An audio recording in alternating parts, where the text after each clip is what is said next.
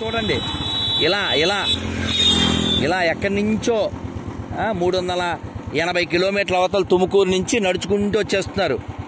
తమిళనాడు వాళ్ళు, కర్ణాటక వాళ్ళు, వాళ్ళకుండే భక్తి మామూలుది కాదు. వాళ్ళు మామూలుగా 2000 మంది వస్తారట.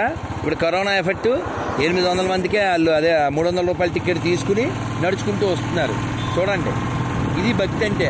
అంతేగాని 10,000 టికెట్టు, శీఘ్ర దర్శనం, తొందరగా అయిపోవాలి, అత్యంత దర్శనం నో. ఇది ఇలా కష్టపడిన వాళ్ళని భగవంతుడు ఇష్టపడతాడు.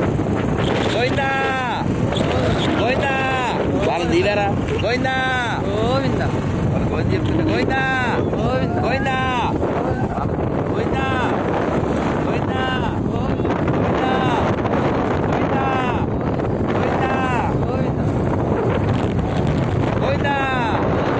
గోవిందా గోవిందా గోవిందా గోవిందా గోవిందా గోవిందా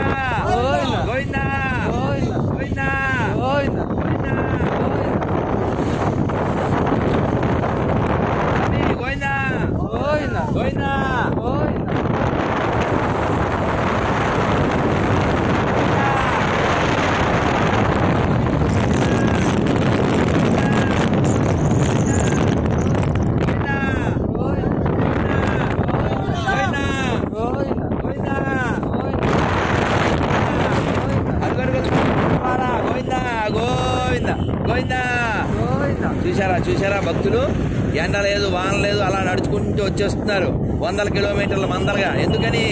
హరి హరి హరి దర్శనం కోసం నిరంతరము జపిస్తూ శ్రమిస్తూ, వాళ్ళు ఏదో వ్యానో ఏదో పెట్టుకుని సామాన్లు అందులో పెట్టుకుని ఎక్కడికక్కడ వండుకుంటూ రాత్రులు ఎక్కడ మరి పడుకుంటారో, ఎక్కడ స్నానం చేస్తారో వచ్చేస్తున్నారు.